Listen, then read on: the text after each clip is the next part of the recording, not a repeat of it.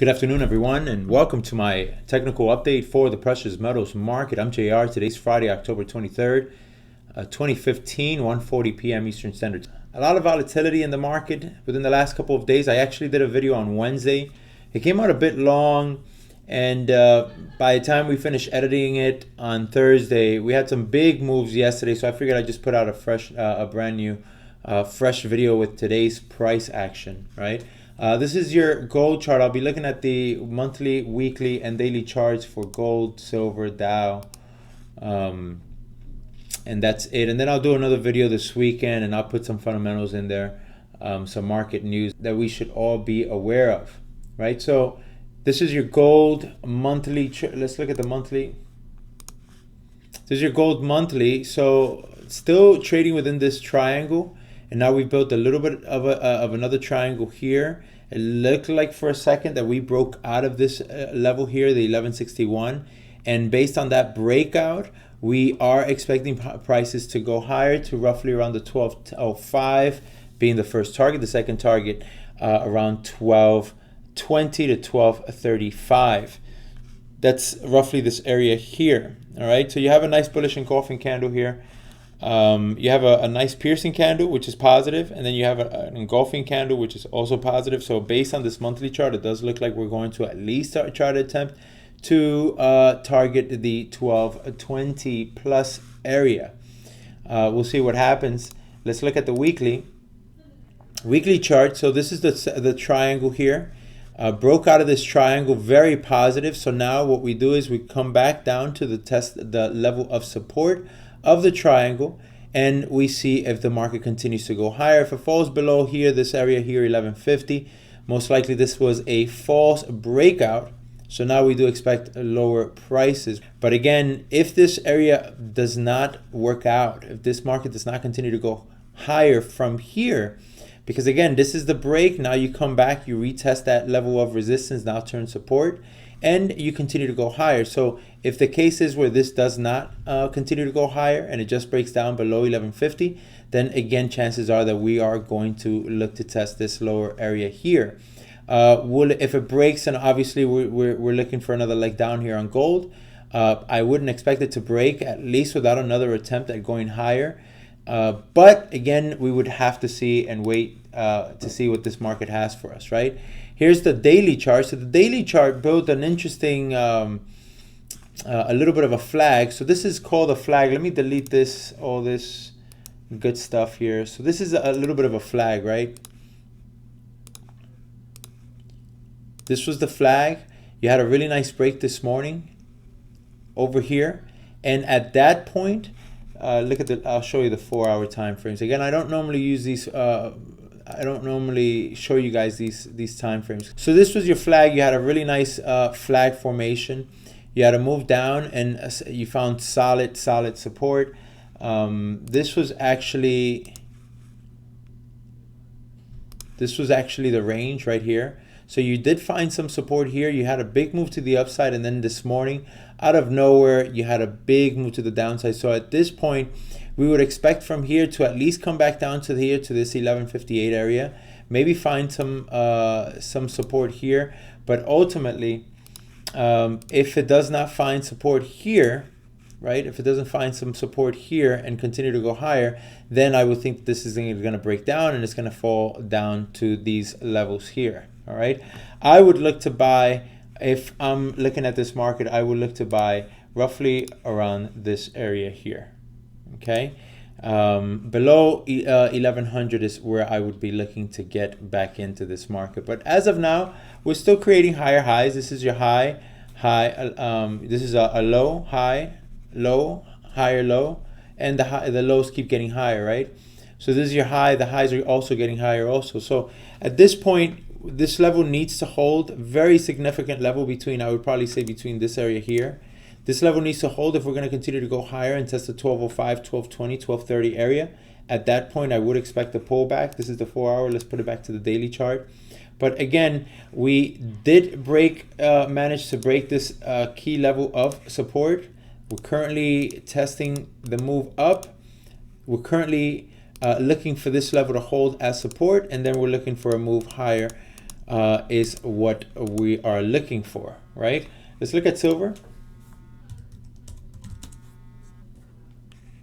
All right, silver hit support resistance before gold did. Silver did move a bit faster. Now it's really trading within this range here. All right, that's the range for silver. So we would need a dip below 1150 for us to come back and retest this lower level of $14. Again, just like gold, silver has managed to go above this key level of support of resistance here. Now this is turned support, so we have a move to the upside. We test this longer term trend line. Now we're starting to trade neutral, but we would need a break of 1620 for this market to look nice and bullish. But at this point on silver, on all the short-term positions, profits have been taken on these positions. Or they should. If you haven't taken profits, you should, because again, we are testing this level. If we move above 1620, then you can follow the momentum, but at this point you want to see what this market is going to do. Now here's the monthly chart on silver. A really nice engulfing candle here, but again, the month is not over. We want this market to finish off. If we can finish off above 1550, 1530, that would be an engulfing candle. That would be very bullish for the metals, and who knows, maybe the market can take off. But again, bullish would be a move above 1850. You have a move above 1850, and now this market changes, and now you have officially found a floor, at least based on my technical work. Okay, so let's see what happens. But again, silver is testing this very important trend line, and at this point we just want to see how silver is going to react. The week is ending negatively here on silver. That's an engulfing candle. That's a bearish engulfing candle. So based on this candle, now this could be a continuation candle, all right?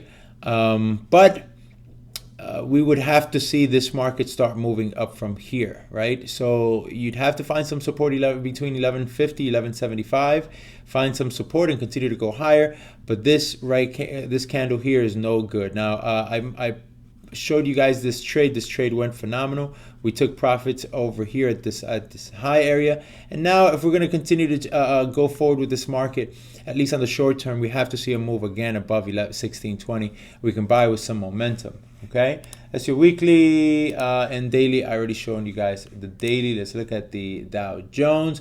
The Dow Jones, this is how the Dow Jones is looking like for me. I like this short opportunity here with a stop loss above its highs, maybe around 18.6, and targeting anywhere around here. If we do create another low, then the market will continue to go down further. But again, great risk to reward. I like this trade. We'll see what happens. Okay, but the Dow Jones, I mean, you know, I don't believe this. We did have some positive news here for some negative news for China.